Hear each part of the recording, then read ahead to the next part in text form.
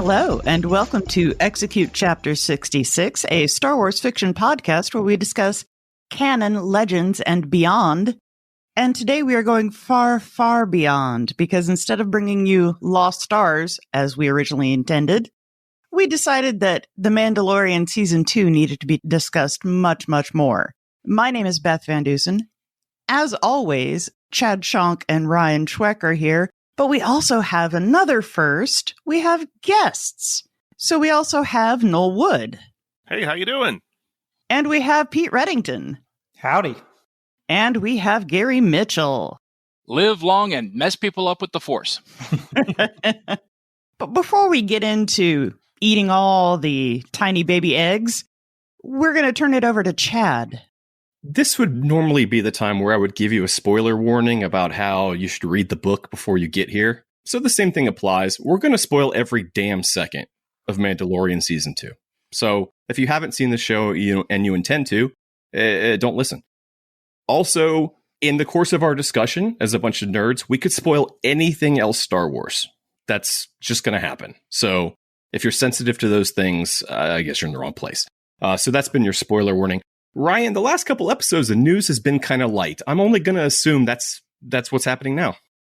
Oh, yeah. Well, except Disney decided to sell some more subscriptions and had themselves a little Investor Day activity, which was essentially all of San Diego Comic-Con squeezed into a 2-hour block that they put on YouTube. So, since this is kind of a different episode, we're going to go through the news and then we're going to have a little discussion as our mini topic. Before we get to Investor Day, we are just a week out from the High Republic starting. I am super excited about High Republic. Light of the Jedi will come out on January 5th, and this will be the first time in Disney canon we move away from the Skywalker saga.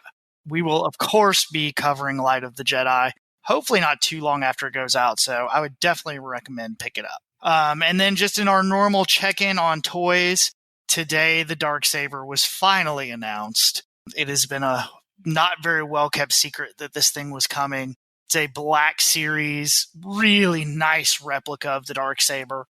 Comes with a good hilt that you can remove from the blade, lights, sound, all of it.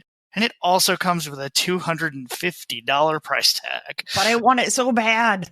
Yeah. I cannot justify buying it, and yet I did. Terry just bought me an Xbox for Christmas, but I kind of want it more. And then, of course, we do have the advantage of this episode coming out so soon after we record it that I also suggest if you are behind on your Black Series figures or just want to get into it, all Walmarts in the country have marked them down to $11 each. So that's nice and half off. Don't believe the tags on the stores. They're all ringing up at 11. All right. So on to our Investor Day, whatever they wanted to call this. I don't know. I don't know if Disney needs to have investor calls, like some stockbroker was going to watch this and be like, you know what? That Disney seems like a sound investment. They sure could use my startup capital. Right. Look at this scrappy young company. I'm going to buy some of these stocks. So the way we're kind of going to do this, I'm going to go through all the announcements and then we'll go around and just talk about what we're the most excited about. These are kind of in an order, but not really.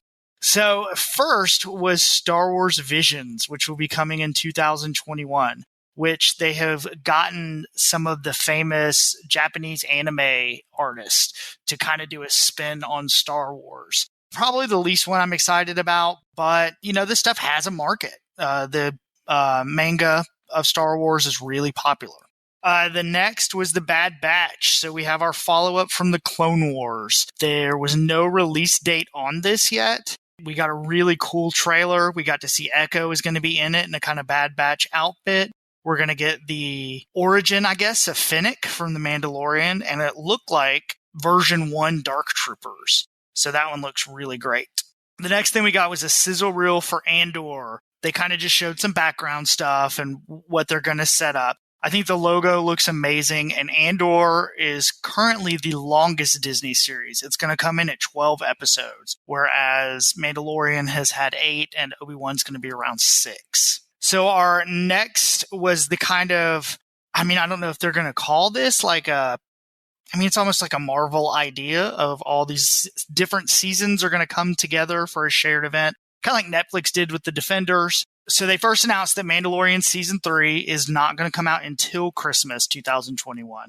So it's going to start a little bit later. The thought is that Book of Boba Fett, which was announced at the end of this season, is going to come out before it, that it'll be a shorter season, and then that'll go right into Mandalorian. The next one in that kind of family is the Rangers of the New Republic. Didn't say a lot about this one. People assume it is the Cara Dune series that has been rumored for a while. I kind of wonder if her recent tweets and social media stuff that we have talked about on the show had something to do with them not pushing and saying what it was about. But we'll find out later. And then the last one in that kind of shared universe is going to be Ahsoka. They didn't say a lot about it. I think the biggest surprise with the Ahsoka announcement is the logo. That logo sure does look like the World Between Worlds. And the rumor is very heavy that it is going to involve it and that there will be time travel. You know, we've talked about, and there have been rumors that they are going to use the Ahsoka show to undo the sequel trilogy, and that's currently a fight within Lucasfilm between Kennedy and Favreau and them. But we'll see. Like we've said before, I don't think they have the guts to do it. The next is Lando. They said almost nothing about Lando other than it's by Justin Simeon, who did Dear White People. The rumors are heavy, and the people that have known have said it's going to have probably Billy Dee and Glover. And I was kind of surprised it was Lando and not the Calrissian Chronicles like it should have been. But, you know, that who knows? That could change. Lord knows we've known about the Obi-Wan show for however long, and that's changed several times. So, speaking of the Obi-Wan show, it is officially called Obi-Wan Kenobi instead of Kenobi. And we got confirmation that Hayden Christensen is back as Vader. It'll take place 10 years after Revenge of the Sith. Deborah Chow had it, and we do know that Vader and Obi-Wan are going to have a fight, which I'm sure we'll talk about in the discussion, but I am not a fan. And then our last show is The Acolyte, which is Headland's show. We know that it is a female lead show. It's a mystery thriller set in the final days of the High Republic and apparently has something about the rise of the dark side. You know, there's conversation whether it could be about Revan or if it could actually be the return kind of the Sith and starting the oh my god, my mind went blank there. You know, Plagueis, the book we talk about all the time. Our favorite book. Yeah, sorry. You know, we'd leave that in there, though, because this is what happens. No, that it may be Darth Plagueis that's in it somehow, but we'll see. And then the final announcement is that Rogue Squadron will be a movie by Patty Jenkins. We don't know much about it, when it is, you know, what time frame it takes place in, but that it is in production. And then also they teased Taika Waititi's movie. Didn't really say much about it. Had a logo that looked kind of stone. And if you watch the announcement with Kennedy, behind her, there was a planet and a ship that looked very, very, very reminiscent of the Dawn of the Jedi book, which is, if you haven't read it, the Tython. It takes place mostly on Tython and about the Jedi. And yeah, I'm kind of hoping that's it, you know, early Jedi stuff. So those are all the announcements. So we'll kind of go around now and discuss. So let's start with Noel. What got you the most excited out of Investor Day? Got to be the Bad Batch. I loved them in season 7 of Clone Wars. And even though they're kind of generic stock characters, they had such great chemistry. And I was like, I'd like to see more of them. And I got my wish. So really happy about seeing Bad Batch. Yeah, I'm excited just because we don't have a lot of that immediate post Order 66 stuff. There's been a little bit in the Darth Vader comic, but there's not a lot known about that early Empire time. Did anybody ever figure out for sure whether or not they had their chips removed? I know we were talking about it back and forth a little bit. I thought they established that in the show, but it's been a while since I watched it. I thought they had too, but there was a little back and forth. Yeah, and I'm assuming Echo got his like ripped out when they turned him into a GPS or whatever was going on with him. Battery. A battle computer. Beth, what do you got? What are you most excited about? Come on, we know. Okay. We know. It was Kenobi until the Anakin thing. And then when we were talking the other night about the Ahsoka logo looking like the World Between Worlds, and I'm kind of more excited about seeing Ahsoka as basically like a Time Lord now. I think if they use the World Between Worlds, it makes sense with the end of Rebels that all of a sudden she's a wizard or whatever was happening there with her. Ahsoka the White. Yeah, with her staff. With a ring on the end of the staff. Yeah. All right, Pete, what do you got? Andor. I'm psyched for Andor. I thought he was a cool character, and I really want to see more about him. How he got the way he got, basically. Killing for the rebellion. Without a beat. I think it looks really exciting. Gary? Yeah, before this last episode of The Mandalorian, I would have also said Kenobi, but now it's the Book of Fett. I am looking forward to seeing Crime Lord Fett and his sharpshooter right hand basically becoming the new Black Sun. I'm really hoping that it just continues the Return of the Jedi trajectory where he's just inept. And I'm sorry, sir. We're going to get to that, but he is not. Yeah. He is I got not it. I got it. I have words, but I'm going to wait till we get to that episode. Yeah. That leaves us to Chad. I thought I would have said Ahsoka, or I thought I would have said Fett, because I really want to see him being raised by the Tuckens and learn how to wield a gaffy stick like a monster. But I'm actually going to say the Acolyte, because I am a sucker for new eras, and I'm very excited to see a Star Wars show in a new era. And I'm excited about High Republic, and this is going to be a High Republic show. Mm-hmm. And that makes me super stoked. Anything. I am so surprised that you didn't pick Ahsoka. Beth, it really is, but someone else picked Ahsoka, so I'm trying to, I'm trying to vary it up. I'm sorry, and I am, but the thing is, I mean, my dream Star Wars show is like a Tales of the Jedi show or a Knights of the Old Republic show. So this is the closest thing we're going to get by a completely different era. So I am very excited about that. But of course, Ahsoka, and of course, Fett, and of course, I'm excited for most of them. So the Hayden Christensen thing is weird. I'm going to give them the benefit of the doubt until I see it, but it's weird. I hate it. I'm still excited for Kenobi, but I'm with you on that. The Hayden Christensen thing threw me off. Now, I will say, if you would have told me 10 years ago if I wanted to see Obi-Wan versus Darth Maul again, I probably would have said no, too. And it was beautiful. True. And then it was amazing. I think out of all of them, I'm most excited about Rogue Squadron.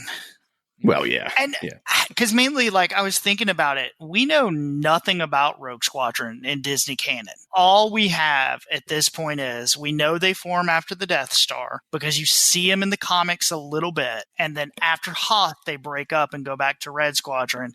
And then, and this is where I hope they're going, after Return of the Jedi, they reform as Rogue Squadron under Hera. If this is how we get live action Hera and long lost Jason Sindola, it's finally time. That could just be the joke the whole time during Rogue Squadron. Where he'll be like Vera on Cheers. They'll always be mentioning Jason, but he'll never actually be in the scene. Yeah. And that teaser just blew me away. I'm tempered a little bit only because the word on Wonder Woman 1984 is not super great. Like it's very mixed. So who knows? But yeah. So those are things to look forward to. But the second season of The Mandalorian just ended 3 days ago. So it's all very fresh. It's even fresher for some of us. Like I said, I watched the entire thing again today. So we're going to start at the beginning, which is the best place to start. And it's also the best place to start because we're going to start with Chapter 9, The Marshal, which is my favorite episode of the entire series thus so far. Mine too. And it's not just because of sexy Timothy Oliphant, but it doesn't hurt. Doesn't hurt. The world's greatest marshal, no matter what genre or galaxy you want to be in. It's not necessarily about the sexiness of Timothy Oliphant because he hit his height for me at Go, and I haven't seen a single episode of Justified or any of the other things where he's played a marshal. But this to me is the perfect episode. There is nothing in here where I wanted them to hurry up and get to something good because every bit of it is good.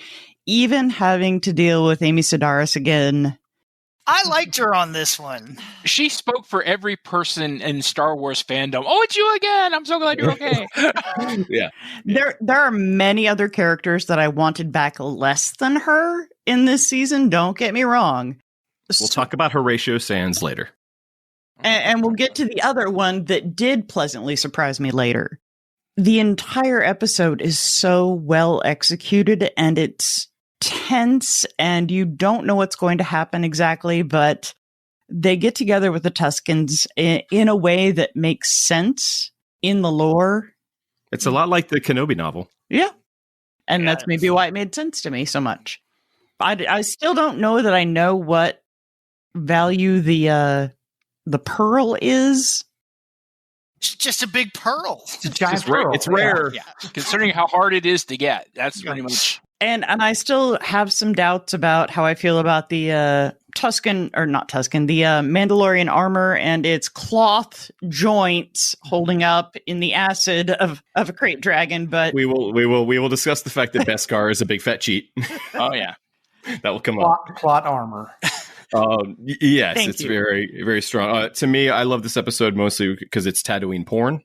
Tatooine is a very important planet. It's actually the kind of the center of the Skywalker saga is this planet. And so getting to know the different Moses and the Dune Sea and it just, I'm a big fan of Tatooine, and this was a very Tatooine heavy, canon heavy, detail heavy episode. And then he kills a damn crate dragon, which I normally am against. I'm normally against characters killing crate dragons because they're supposed to be these huge, gigantic monsters that are like behemoths that are unstoppable. But this was so cool, I didn't care. and it's also a perfect Western. It's a perfect space Western. You have the marshal, you have the town folk dealing with the people living out in the wilds and having, to come together and overcome their prejudices for this combined threat. I mean, it's just fantastic on that level as well for me. So this episode did bring up a concern I had that carried out through much of the season. Are Mandalorian rockets readily available? Like, can you just go pick those up somewhere? Because it used to be this big thing, like, oh, he's going to shoot the rocket. Now we're just shooting rockets left and right. Like, Cobb Vanth's like, well, they're leaving. Hold on. Bends down and fires. Everybody's got and where do they come from? It just, there was another one there. That seems like a specialized product. When he stopped off at the paint store, he got a reload. I'm going to go with my Transformers knowledge and say subspace. Subspace. Yeah. The world between worlds. Or there's just like a generic one size fits all rocket that they just have a ton of. The Watch is full of it anyway, because like when he gave him his jetpack in the last season, they're like, you're ready for the Phoenix, right? Or whatever it was. And here you've got Cobb Vanth like, yeah, I found this thing. And he's flying all around. Well, we'll find out later the Watch is kind of full of a lot of crap. That is true. So this was the season premiere. So Noel, were you stoked going into the season, and did this live up to it for a premiere for you? Absolutely. I was stoked going into it. It lived up to my expectations. I was actually, when I saw the Fett armor and it wasn't Fett, I was so happy. And that'll get into my point at the very end of the episode when I wasn't so happy.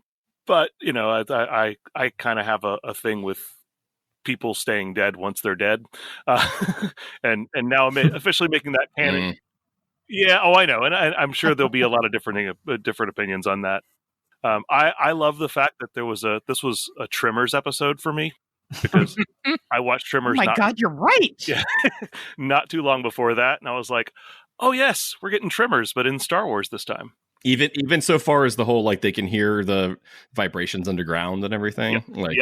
They are essentially just great dragons are gigantic graboids at this point, which I'm okay with. Acid vomiting graboids. Yeah. Yeah, that was one of the scenes that made me go, "Ugh." Now Tremors is going to seem like a letdown. I don't know if I can watch it again. Well, just don't watch any of the sequels and you're fine. It's too late. I've already seen a couple with Jamie Foxx. Sorry. What? No. Jamie Kennedy. That can't be right. It can't be Jamie Foxx. Foxx. He has got an Oscar. There's no way. Jamie Kennedy. You know what it is? In one podcast, I accidentally said Jamie Foxx, and then I had to mess it up and change it back to Jamie Kennedy. So yeah, I just reverse messed them up this time. How about you, Pete? Well, I'm a huge fan of both Justified and Deadwood. Like, I loved both of those shows. Me too. So getting Oliphant as the marshal and W. Earl Brown as the bartender was icing on the cake for me. I was like, Dan, bust out the peaches. And it was awesome. And it not being Fett, that's a big thing for me. He walked in with the armor. I was like, and then it wasn't Fett, and it made my day. I thought it was a great episode. Great way to start the season. For people who haven't read the books, Cobb Vanth, the character, is actually from the Aftermath novels. So he's a pre-established character. We already knew this character existed. So it was super cool that they hired someone like Oliphant to come in for what looks like maybe a one shot. Who knows? The reaction to him was so nice that maybe we'll see him again. Yeah, I was hoping he'd show up in the "we have to get the gang back together." Yeah, I kind of expected that to happen. I'm expecting to see him in Rangers of the Republic. I'm glad they went the other way, though. I'm glad they didn't get the characters we expected together. This is by far, not by far, but it's my favorite complete episode of the season. Like I said, the immersion in Tatooine, the battle with the crate is amazing. The depiction of the crate is amazing. It is huge and terrifying, and the new idea for the crate in this about being this kind of underground burrowing dweller. I love the bit where he said it's in an empty. It lives in an abandoned Sarlacc pit. I've lived on Tatooine my whole life. There's no such thing as an abandoned Sarlacc pit. There is if you eat the Sarlacc. Well, that made me think of it too. If everybody's wondering how Fett might have escaped the Sarlacc, well, if a crate dragon can take down a Sarlacc, and if Mando can escape a crate dragon, then I guess the Sarlacc seems like nothing at this point. By the transitive property of Mandalorian armor. Yeah. So is the cloth reinforced with Beskar? I'm sorry, I can't let it go. Gotta let it go. We're in Star Wars, Beth. We're in Star Wars. Get your head in the game. All right, letting it go. A great episode that leads us into it. Now, one thing I would like to point out, though, is that this does begin the series of fetch quests that is season 2. Yep. Season 2, one of my major beefs with it, and we're going to go on, is structured like a video game. 100%. So. And there are things that are cool about that, and there are things that are not too cool about that. I actually think it takes away a lot of Jin's agency in the entire series. But we'll get to that when we kind of get to the end. So chapter 10, we come to chapter 10, The Passenger, where the Mando must ferry a passenger with precious cargo on a risky journey. This episode, of course, is otherwise known as the episode where everyone thought Baby Yoda was a monster. Yes. Do you eat eggs? I mean, yeah. Am I a monster for eating chicken eggs? Well, I think a lot of people misheard because they when it's laid out that this is the end of her family line. It's like it was like, oh my god, he's committed genocide. No, it's just her eggs. She's hit frog menopause. Frogopause. Yes. Carnivorous beings have been eating the eggs of other species since the dawn of time. They look like pickled eggs. I mean, have y'all seen The Ladies' Man? Mm-hmm. Yeah. Yep, I have. Well, and I think they also suckered us because when Grogu goes up to the canister, it looks like he's doing I'm going to commune with it. And then, nope, I'm just hungry. I mean, we've seen him eat gross stuff before. Like, I mean, oh yeah, He had a frog. Gets him in some trouble in this episode too. I will say we do get Carson Teva and Trapper Wolf, space jerks. Oh, I love the space cop rebels. X-Wing cops are dicks. I have such a problem with the X-Wing cops. Such a problem. We ran the tabs on the Razor Crest. You have an arrest warrant for the abduction of prisoner X6911. However, onboard security records show that you apprehended 3 priority culprits from the wanted register. Security records also show that you put your own life in harm's way to try to protect that of Lieutenant Davin from the New Republic Correctional Corps. Is this true? Am I under arrest? Technically, you should be. But these are trying times. I just love the switch to channel 2. Like, oh, it's coming. Then the X foils lock, and you're like, oh, here it comes. When the cop says switch the channel, you know he's about to shoot at you. That's immediately when you take off. I was fully expecting, the Gungan version of Bad Boys to start up. This whole idea of these New Republic X-Wing cops is weird to me. It's very weird. And we'll get to it later as well, where there's one of them shows up again, I think, right? Yeah, Teva. Yeah, and it's very like he might as well be swinging a baton and like working for Boss Tweed. Like it's such a beat cop. Move along now, nothing to see here. Ryan, this was the episode where we thought maybe they were going to Ilum because of the snow planet, but it turned out it wasn't. Yeah, and I'm kind of glad they stayed away from Ilum. I mean, that's what it looked like from the commercials and all that stuff. Now, we did get, and I think this is really one where you see, I feel like Filoni had a lot more power this season. Mm-hmm. because you see a lot of things from Clone Wars, from Rebels. In this one, you get the spiders that he had already put in Rebels. Now, those are from Mokuri's work way back when. I kind of wonder if that also goes with that kind of disjointed fetch quest like we just talked about, because Clone Wars was kind of like that a lot. Well, this is also the beginning of a theme for this season, which is the Razor Crest getting the crap kicked out of it. Yes. Oh. Yeah, I thought it was done by the end of this episode. Season 1 was Din Djarin getting the crap kicked out of him every other episode, or every single episode. Now they got to kick the crap out of his ship. Yeah, they have to. His ship or Grogu. Those are the only two targets they have left because he's invulnerable, apparently. Yeah, I don't know. This episode didn't seem to advance the story a whole lot.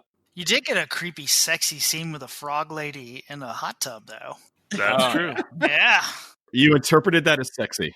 Hey, we're not here to kink shame. You're correct. I apologize. So there's a couple of episodes in this season, this being one of them, that you could potentially just like leave out, and there's really not any, like, you could follow the story from episode 1 to 3 of this season. There is a couple of filler episodes, and there were in the first season too. I don't mind that if they're good.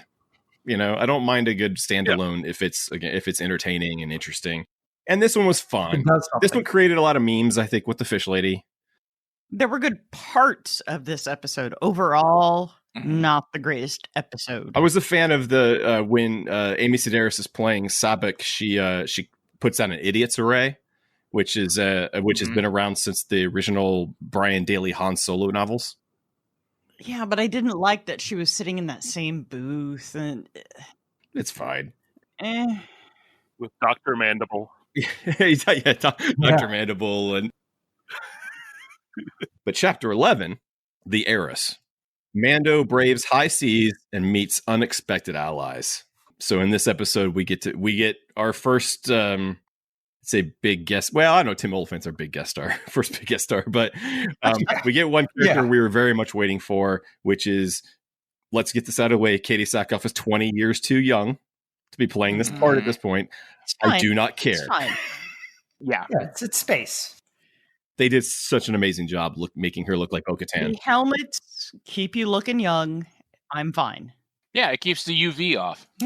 It's the opposite of Obi-Wan. I've already said a lot about this, so I'm going to let some others weigh in. I guess my question is, Gary, Noel, and Pete, I know, do you guys watch Rebels and Clone Wars? Oh, yeah. Absolutely. Yes. Okay, so you knew who Bo-Katan was going into this. Okay. Oh, yeah. Okay. Yes. I was just thrown off because that first teaser we got where we saw, I forget the character name, but Sasha Banks. I was like, is that going to be a Jedi? Because she's wearing the robe and the hood. Right. Yeah.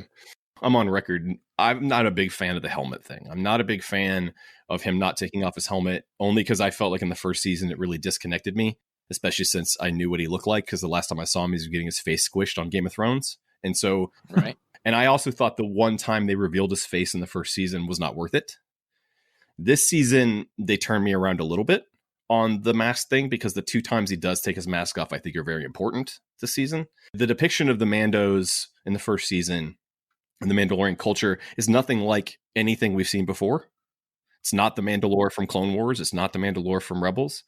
And so I'm glad this episode finally told us that, oh, he was part of a cult.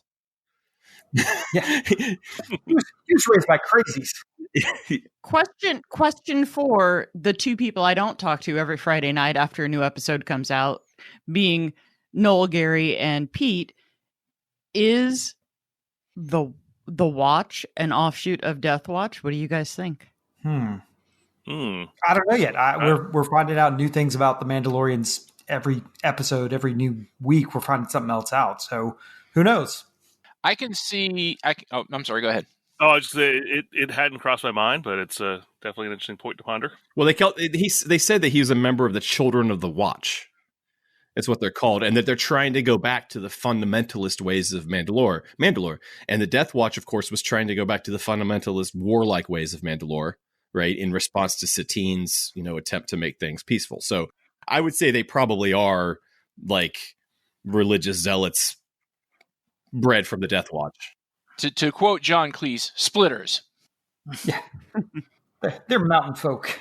but it did help me a lot in accepting their version of a Mandalorian as far as Jin goes, because it's not even like what the show hasn't shown us. It's what Filoni has spent the last couple of years building. I mean, he's the primary architect of Mandalore, is Dave Filoni is, and this was not at all what he had showed us that Mandalorians were like.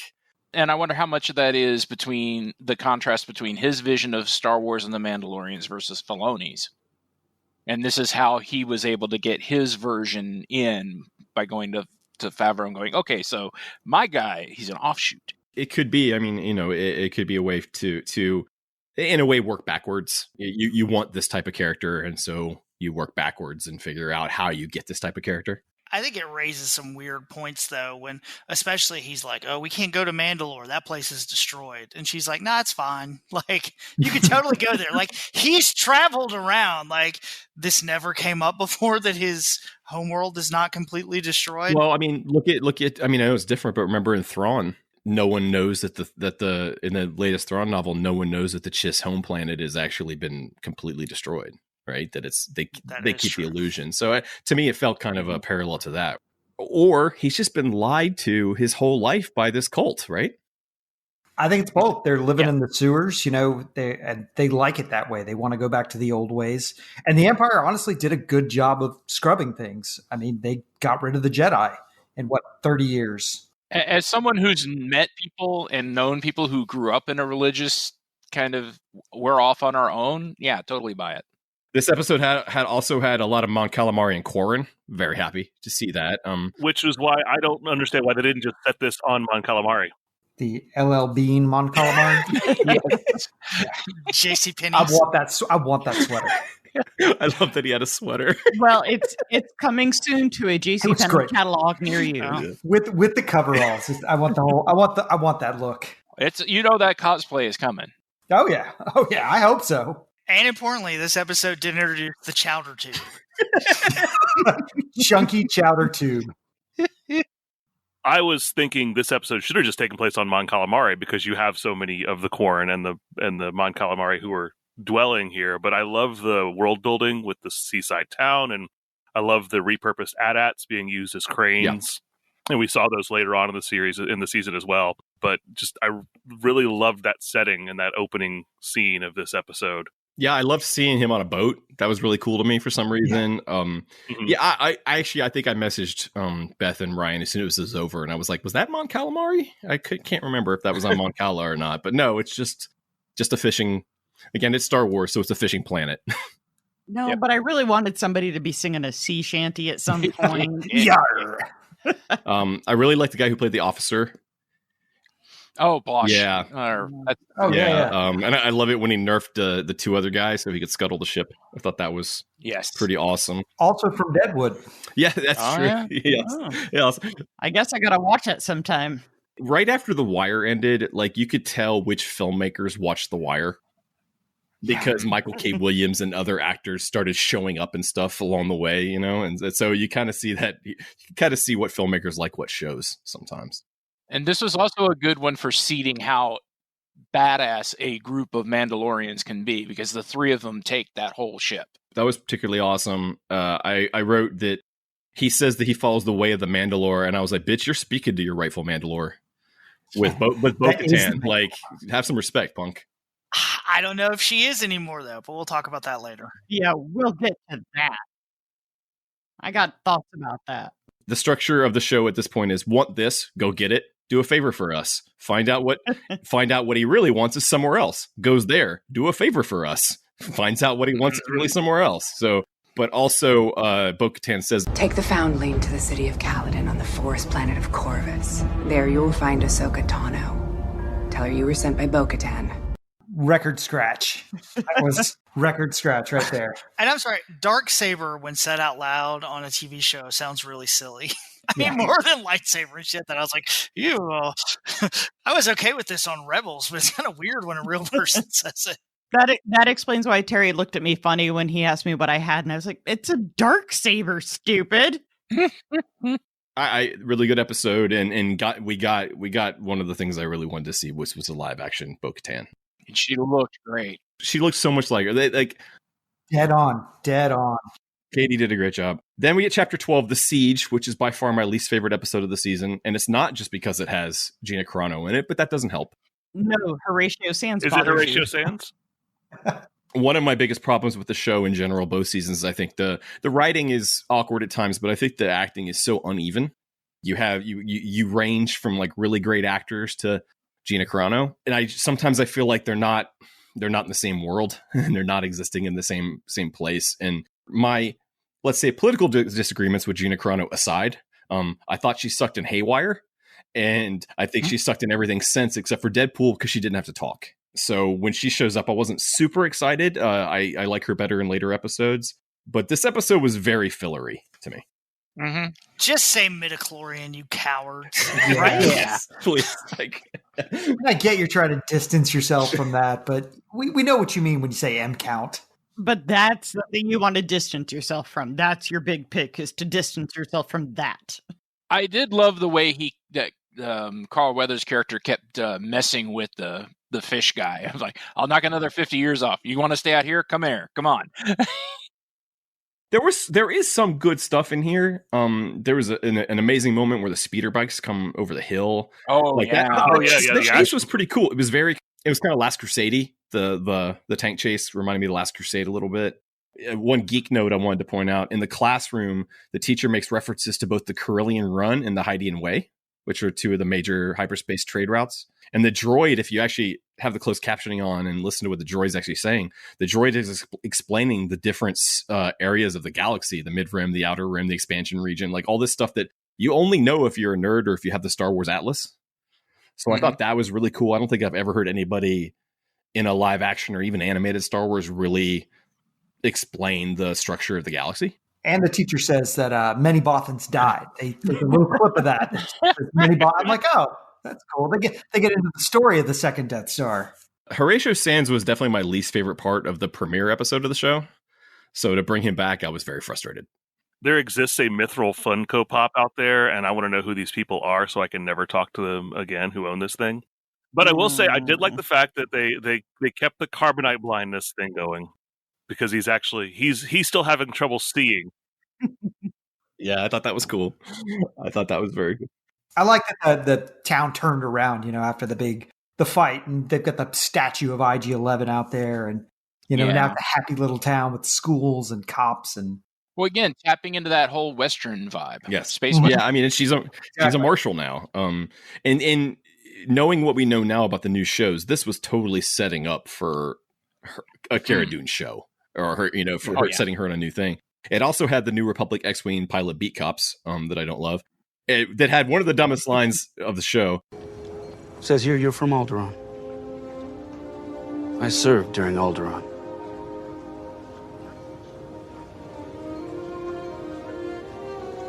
Did you lose anyone? Did you lose anyone? Yeah. Literally everyone. And yes, she has the moment, she says everyone. I'm like, you should know the answer to that. Yeah.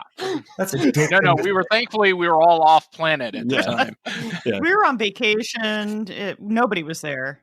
No, my dog died, asshole. Yeah, no, it was very, I thought that was kind of I get it. They were setting it up so she could have that like deep character moment of, I lost everyone. and you're like, but we knew that. We knew the answer before. Everyone lost everyone. Everyone having to do anything with Alderaan lost everyone. So there is some really cool Razor Crest dogfighting in it too. Yes. Yeah. And puking Yoda. Yeah, that was cute. Yeah, and I thought Carl Weathers did an okay job directing. He did. I said, unfortunately, it's my least favorite episode because I can't let my love of Apollo Creed and Chubbs cloud my judgment. But look, Action Jackson can direct some action. he did actually. Action Jackson did bring it. Yeah. The action was, but cool. he maybe can't direct all the rest of it. And we get to chapter 13. Oh, The Jedi. Mando travels to a world ruled by a ruthless magistrate who has made a powerful enemy. Everyone's going to want to talk about this. So, Pete. It opens with her just kicking ass, and it's great. It's amazing. I was just blown away by it. I thought it was great. I was late to the Rebels and Clone Wars thing. I just watched them within the last 2 years. but seeing her live action it just floored me. It was great. I loved it.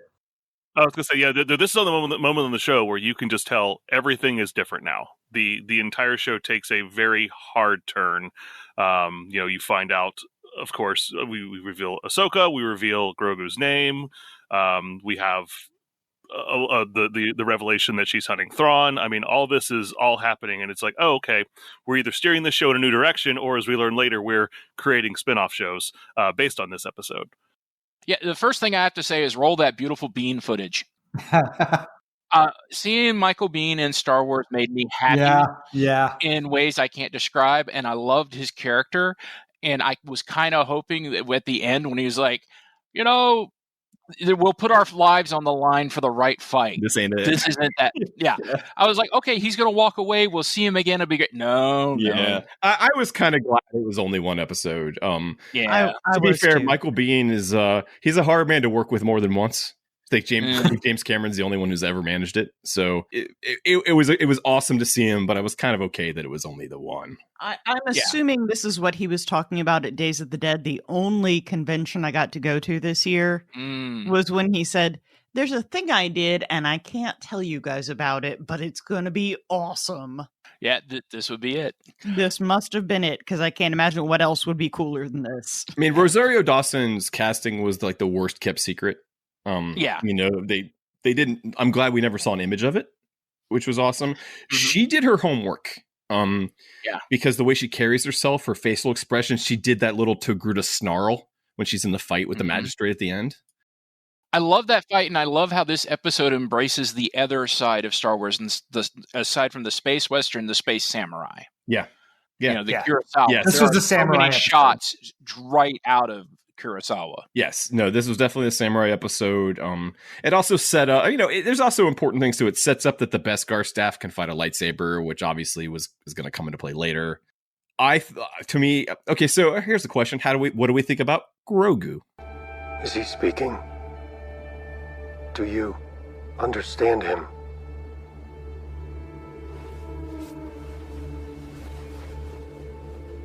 In a way. Grogu and I can feel each other's thoughts. Grogu? Yes. That's his name. He had to have a name eventually. I'm glad it doesn't start with a Y. Yeah, one of my roommates pointed out that it's very close to the name of the kid from Lone Wolf and Cub, which is the other kind of inspiration for the show. Drogu, I think, or something. Oh, okay. Yeah, it's the major influence of the show, actually. I did write down, where is Grand Admiral Thrawn? Of course, she's looking for Admiral Thrawn, which we're guessing probably we don't know, but it probably has something to do with looking for Ezra. Probably. In some way. All right, so this was my guess, and I want to hear Noel, Gary, and Pete on this, is that she is currently on a fact-finding mission to figure out where to go look for Thrawn and Ezra. Like, where is this magistrate getting her information from? Where is she getting her orders from? Is Thrawn still out there somewhere talking to them? Or is she just, I think Thrawn is here and I want to go find him? Because I think Thrawn and Ezra are back. I think we just haven't seen them yet. It's possible. Yeah, it's possible. It's just, to me, the season Rebels ended with them going to find Thrawn and Ezra, so it just feels. And she's not the wizard yet. They don't go to look until she's the wizard. She's still Ahsoka the Grey. So is she actively seeking Thrawn, or is she just trying to get leads? Yeah, I mean, I guess we'll find out. Oh, they're gonna bring the world between worlds. You can just do whatever you want to. Yeah, she can pop in and out. And I did notice maybe. Oh God, you know what though? What if she's the one that saves Grogu? She pops out at the temple. Let's talk about that. We're gonna talk about Grogu's fate later. Oh no, I was talking about the temple before Order 66. Oh. Like if she goes back, because they bring that up and don't really go into it. They're saying like, yeah, he was at the temple and somebody took him. That was kind of weird. It's like he was because it turns out another thing we learned in this episode is that Grogu was trained as a Jedi. He was raised at the Jedi Temple on Coruscant. Many masters trained him over the years. At the end of the Clone Wars, when the Empire rose to power, he was hidden. Someone took him from the temple. Then his memory becomes dark. Mm-hmm. And he's suffered some sort of trauma that has kind of suppressed it. I wouldn't be surprised if he could actually talk.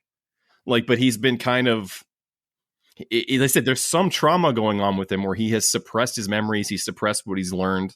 Well, it's how long since the fall of the temple at this point? 25 years. 20, Yeah. So he was 30 years. Yeah. No, Yeah, 30, well, he's only 50, 35? so yeah. He's only 50, so he was like 20 at the time, which you got to figure for his race looks to be about a toddler, like maybe 3.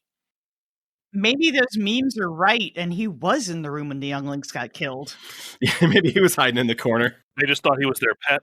But I also wrote down that it seems that Ahsoka and Bo-Katan are also on fetch quests. They're on their own quest while we're doing this. A fetch quest to make their pilot. Yes. Yeah, that was very amusing. If Bo-Katan had just stuck with him, then she would have got where she wanted to go anyway. Yeah. No, I liked, but in the end sequence, it was just, there's no other word to put it, was badass. He even says it, a Jedi and a Mandalorian, they'll never see it coming. It's a cheesy line, but they're absolutely right. And it was awesome. Yeah. And I love the fact that their fight was so quick and he was immediately throwing out, Bo-Katan's at me, Bo-Katan's at me, please stop hitting me. Yeah. That little fight's like, don't, please. No, she did an amazing job, and it definitely makes me look forward to the show. I do believe she lobbied for the role.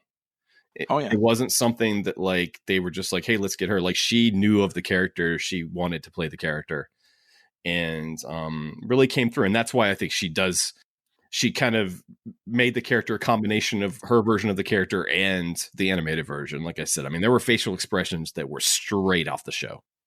She owned it.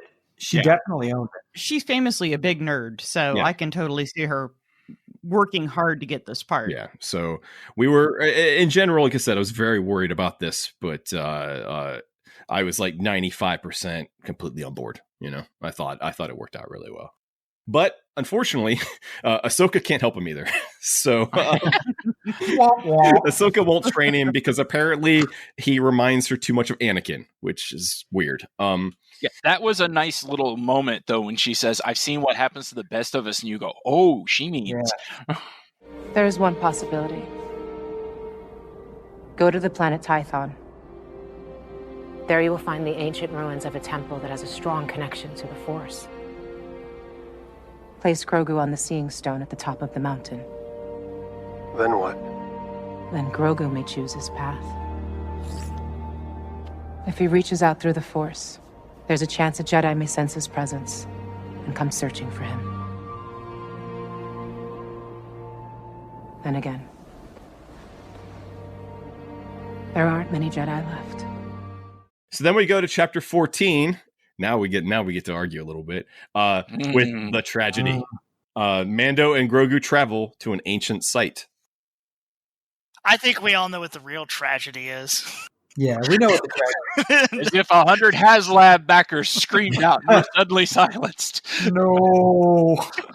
Which is ridiculous, because this ship has gotten more screen time than any other ship in Star Wars history at this point. You're damn right it has. And it's gone.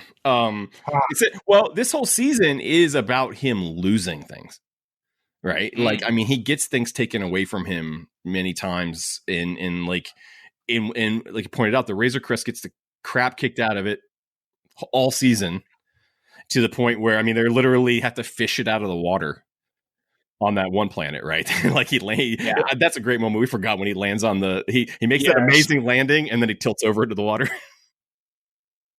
This is the episode where Tamora Morrison, who did make an appearance in the first episode, but comes back playing. That was all I expected. Oh yeah, no, there's no way. Is back playing, not playing. Well, he never played Boba Fett, although technically he has played Boba Fett. But coming back and on screen playing Boba Fett. Are you Mandalorian? I'm a simple man making his way through the galaxy, like my father before me.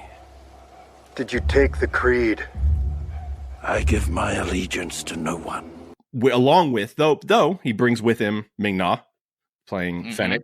So you got 2 people coming back from the dead. I'm pro Boba Fett, so I'm going to take my headphones off and let y'all go. I'm with you. I did not want Boba Fett when it was speculated at the end of that episode in season 1 that it was either people were saying, it's Rex. Should have been Rex. The other bounty hunter. Dengar. Damn it. No. Dengar. Orlam. Zuckus? Cad Bane. Cad Bane. Yes. Yeah. That is the one that people were speculating it would be. That was the one I wanted because I didn't want Boba Fett. And then I saw this Boba Fett and I was like, you know what? I'm not mad at it. No, I liked it a lot better than I thought. But it helps that Robert Rodriguez is the one that brought him back to the fold in full Boba Fett gear. Yeah, I love the fact that I don't know if any of you guys have seen the interviews. I'm sure you have, where he was like, the original script he got was like 19 minutes long, 19 pages. And he's like, I shoot fast. He was like, Favreau, if I shoot this, it'll be like 16 minutes. You want me to pad it out? And they went, yes, that's why we hired you. But as someone who was 9 when Empire came out and saw it in the theater and just was, like everybody my age went, oh my God, this Boba Fett guy looks awesome. It was nice to see 40 years of badass reputation finally lived up to. Is it? He's the worst. I'm going to go ahead and say Boba Fett's the worst. Look, man, I'm glad it should have been Rex. I hate Boba Fett. I've always hated Boba Fett. He's terrible at his job. He was terrible at his job in Empire. He was terrible at his job in Jedi. He got a jetpack. He didn't know how to use it. He got beat up by a blind guy and eaten by a bug. He should have stayed dead. 110%. He should be deader than any dead thing that's ever died. Bringing him back, and it's 100% fan service and to make a new show. That's it. Disney has an entire galaxy of cool, awesome characters that they could do anything with, and they bring back Boba Fett. Which this actually gets into my biggest problem with The Mandalorian just in general is that I loved season 1 because it was a story for the first time, really, a story that doesn't take place within the whole Skywalker saga. Yeah. And then we start gradually introducing characters, and now suddenly we're smack dab in the middle of the Skywalker saga again, and I'm like, do we really need another show that does this? I'm gonna copy and paste what he just said when we get to the last episode. So just keep a pin in that. Okay. I see. Here's my problem. Tell me what that is. Tell me what the show that doesn't have to do with the Skywalker saga is. Everyone keeps saying they have to move past the Skywalker saga, and no one has told me what that means. I just want new characters who don't. It's coming. Yeah, who don't interact with ones that we've already seen in some other visual media, at least at this point. I don't mind that. Star Wars fans love that. Star Wars fans love to point at the screen and go, "Ooh, there's that guy. We love that guy. Yes. Ooh, there's that guy. I've seen him before." Star Wars fans love that more than anything. But to bring back Boba Fett is straight fan service. We're giving him a show. We're buy some more shit. Sorry about that. See, that's fine. That's fine. I don't care. I disagree. I'm gonna just disagree just for 1 second here. Okay, first of all, the reason I like him, one, I'm used to him being back because he was brought back in the expanded universe, and so it ain't no thing. Also, if he had gone out, his death, Lucas even said that he would go back and change the way Boba Fett died if he knew he really liked Boba Fett, right? Lucas does love money. If Chewbacca had instead of him accidentally going into the thing, if Chewbacca had picked Boba Fett up over his head and with a mighty Wookiee roar tossed this man into the Sarlacc pit in revenge for what he had done to Han, then I would say let him die. I am 100% behind Pete until we get to this episode. Yeah, that's the thing, because what I love is what I'm hoping the book of Boba Fett, the show is about, partially at least, is how does him being probably nursed back to health by the Sand People. How does I loved Monk Boba Fett. Now, one thing I will say, I would have been okay if he didn't get the armor back. I was hoping for that. I would have been okay if we just had gaffy wielding badass Boba Fett, because I liked that character a lot, and I still like what they did with him. The thing is, I don't understand hating or liking Boba Fett because he's not a character. I don't understand liking or hating him. So to me, this was the first time we're really meeting him since he was a little kid, and he was cool. That's fair. Because I like the character in the cartoon. I like the character a lot. I separate the two. That Boba Fett isn't 1983 Boba Fett. Look how cool he is. I didn't really do anything. He didn't find Han Solo. He was hanging out in the back of a Star Destroyer and got lucky. But the fact is, I got text messages from friends who do not know who Cad Bane is and will never know who Cad Bane is. But they texted me with 2 words: Boba Fett. So like he's iconic.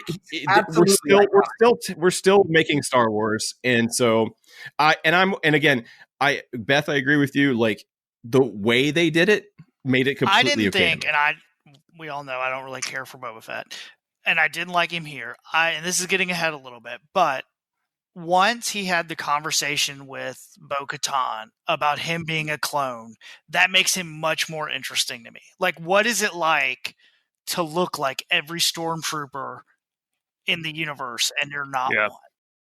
That's interesting.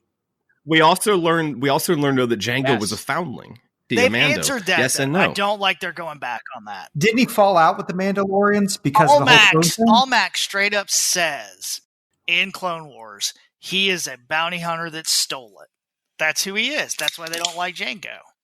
He could still be a foundling. He could still be someone. If he's not a true Mandalorian, someone can still have that attitude about him. Foundlings may be a watch thing where other Mandalorians don't see the watch as Mandalorians. It's another religious schism. So we don't know. I mean, I thought that was interesting because to me, the question of was he a Mandalorian or not was always so vague. And I thought even on Clone Wars, I know what you're talking about, but I didn't 100% think that settled the question for me. And so the idea of him being a foundling, like I said, is to me a really interesting gray zone, a really interesting compromise between him being a Mandalorian and him not. And so I love the fact that they've got a chain of ownership little hologram built into the armor. My chain code has been encoded in this armor for 25 years. See, this is me, Boba Fett. This is my father, Jango Fett. Your father was a foundling. Yes. He even fought in the Mandalorian civil wars. Then that armor belongs to you. Why didn't he get it from Cobb Vanth? That's a question for Boba Fett. Yeah. He even drops Cobb Vanth's name, so he knew where it was. Like Cobb Vanth was too tough for Boba Fett? No, and not only that, he, as we at the end of that episode, he watched Jin go off with the armor. No, I have that written down. Why the hell didn't he just get it from him on Tatooine? You're absolutely right. I mean, I get it. We got to move the story along. Doesn't change how I feel about the episode. But that's a season thing. Well, and like I said, I want to kind of circle back to, like I said, there's so many people I know, and I'm one of them, who loved him as a kid because he looked cool. And then again, as I got older, I saw the whole, he died a stupid death.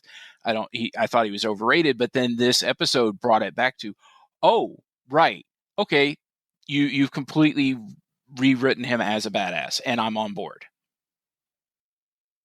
Yeah. And then to see him fight, finally to see him let loose. And, we've talked about this, Ryan, when it comes to Darth Vader. Like, one of the reasons we never saw Boba Fett be that badass is because the movie was made in 1983. And it's the same reason why Obi-Wan and Vader look like two old men fighting. And in A New Hope, it's not because Lucas wanted it that way. It's because they couldn't do what, we saw what he wanted lightsaber battles to look like. So I like these kind of, and we're going to experience this again, actually, in the finale. I like this idea of just, letting the characters, I was so happy with this episode because, like I said, I think it's the right way to bring him back. Although I will say, Jin is a moron because how many times does he run into that force field before he figures out he can't get into it? He does it like 9 times. My only disappointment with this episode was that they specifically called it Tython, and it wasn't. Like, if you're going to go to Tython and you're going to name it, then show it. Like, have 4 storms, have it be all crazy, have the temples. That wasn't consistent. I agree. Yeah. To a couple, just more, like we talked about, RIP to the Razor Crest. Dark Troopers, which have been around since the Dark Forces video games back in '95.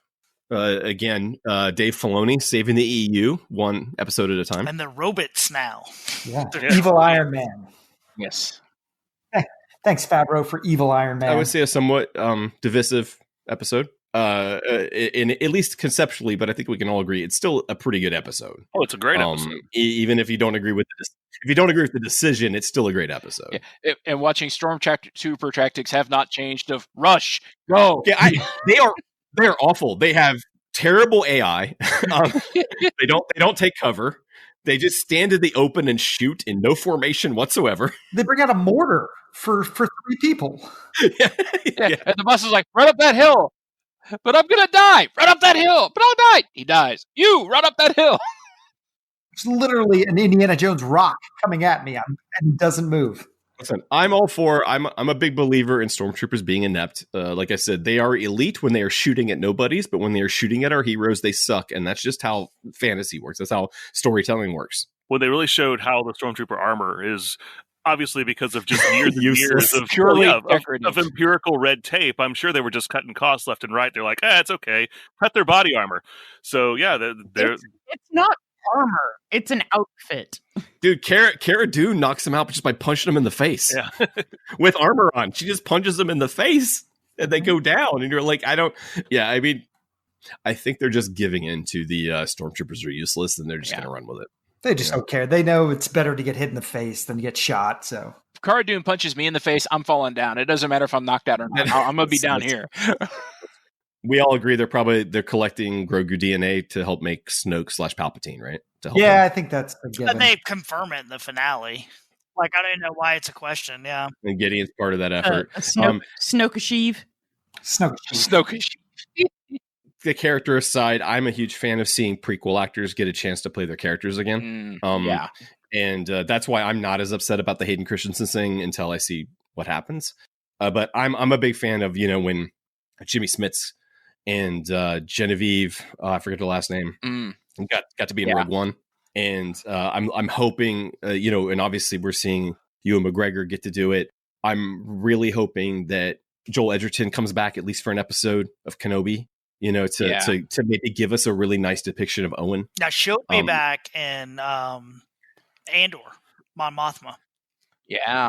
So giving Morrison a chance to play this character again, or a version of this character again. All I'm saying is Binks, a Star Wars story, Chapter 15, The Believer. Oh. So Grogu is gone. All right, here's the character I didn't want to come back, but when he came back, I was blown away. Cosign. I cosign. Same here. This is hands down my favorite episode of the season. Yep. I was about to say the same. And I really didn't want him back after seeing him in season 1. I absolutely did not want to see him again, but he came back and it was just like, oh my God, who is this guy? This is the same guy? I have one giant gripe, but Pete, tell me why you loved it. This was the first episode that I felt humanized the Empire. Yep.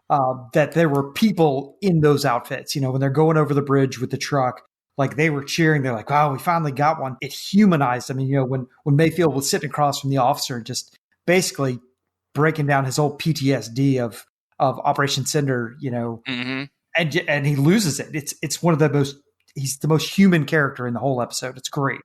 Yeah, well, because up to now, every Imperial we've ever met was the commander.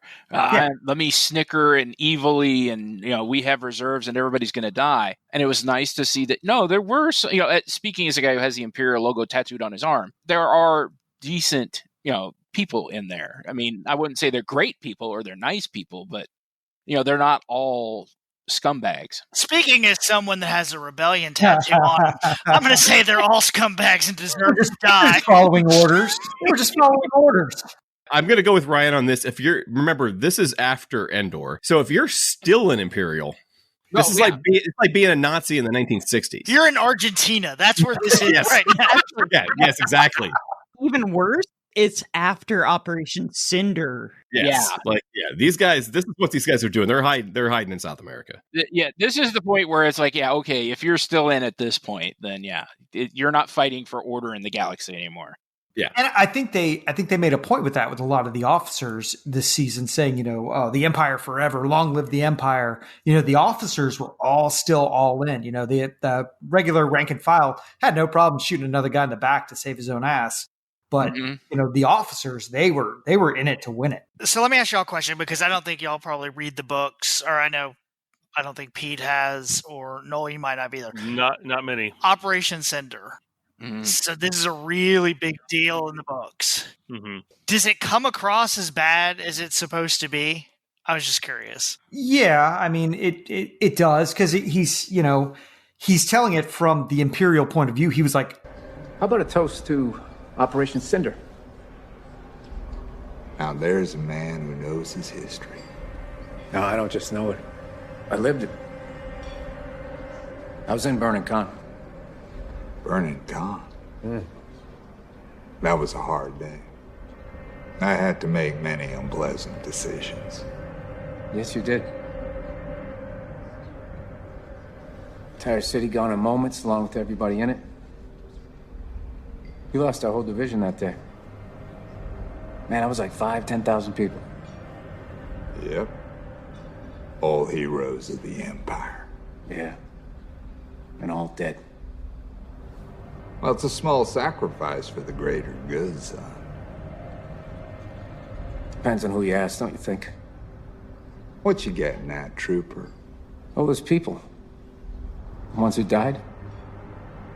Was it good for them? And you guys just don't care, because the guy was very cavalier about it. He's like, yeah, you think that was bad? Wait till you see what we're going to do next. And he's like, no, what we did then was bad. I lost all my friends. I killed a lot of people, and a lot of innocent people died. And I think Bill Burr's one of those guys, or Mayfield was just one of the guys that had enough. He saw war for what it was, screw the Empire, screw the rebellion. There's a lot of people this season that say, oh, the rebellion, what is that? That's junk. Leave us alone. We're tired of your wars. We're tired of all that. We just want to live on our planet. And, I thought that this episode kind of humanized parts of that. That's kind of what I'm hoping for out of the Bad Batch, is I want to see the people being disillusioned by, oh, this is what the Empire is turning into. Mm-hmm. Yeah. If you want to hear more of that, tune in 2 weeks to our episode about Lost Stars, which is very much the book novel Lost Stars, which is very much about decent people working for the Empire. Yeah. One big gripe I want to have with this, we need an internal Imperial terminal. There's one on Morak. And it's in the cafeteria. In the cafeteria. That is dumber than the Imperials keeping all their files on Scarif. Yeah. That is so stupid. Imperial bureaucracy. But Boba using the sonic bomb on the TIE fighters was totally boss. That was awesome. I think and finding out how Slave One worked. Yes. I was fascinated by that. Yep. I think we were all like, hey, why does it do that? How does it do that? Just seeing that internal spinning and finally knowing, oh, that's what I don't know why they do that, but okay, great. Still kind of stupidly designed shit, but at least I know now. Yeah. A lot of people went through a lot of mental gymnastics to try to make that dumb design look like it's functional. So Star Wars, yes, excellent. Yeah, exactly. Yeah, that's I'll say for also that him taking his mask off in this episode, which is a big deal in the show when he does that, actually was, I thought, so much more powerful. I'm still not 100% on board with the way, but this season uses it so much more effectively. And the first time it was him, he's dying, or I don't even remember, lying or wounded or whatever. This time it's, if he doesn't do this, he's not going to find Grogu. He does it to save somebody else, yeah. Yeah, and specifically his cub. Right. To me, if you don't take your helmet off, you die is actually less powerful than if you don't take your helmet off, you're never going to find your son. Yeah. It was so much more effective to have him there looking, and especially when he's like getting dressed down by the officer. Yeah. For the first time in the show, looking utterly human. That he was just a dude wearing a uniform. He was just a dude. Brown eyes. Yeah. Mayfield set it up. Mayfield set it up. How far are you willing to go? I was willing to do this, that, and the other. How far are you willing to go? And, Mando said, I'm not going to falter. So, and then he did. When it came down to the wire, he did it. I don't know if Pedro Pascal had it written into his contract that he had to take his helmet off in the first season, but I think if he'd left it on until this episode, it would have been even cooler. But see, I think they should have waited. Like, I was cool with him taking his helmet off, but I wish they hadn't have shown his face. and wait until the last episode so you don't see it until Grogu touches it. Yeah. Would have been a long time, though. That's a long Yeah, time. it would have been difficult, but I'm like, you could have seen the back of his head in this one and kind of that, and you would have had to gymnastics around it. I think it kind of sets it up that he's more cool with, maybe I was raised by crazy religious zealots. Yeah, he's also learned more information. Yeah. It was just such a powerful moment of like Chad was saying, this is the moment where he has to decide, is his vow or his kid. Yeah. His creed versus it's a very cool moment. This episode also, I thought, had a nice little twist at the end when he calls Gideon. Oh yes. It's word for word too. Moff Gideon, you have something I want. You may think you have some idea what you are in possession of, but you do not. Soon, he will be back with me. He means more to me than you will ever know.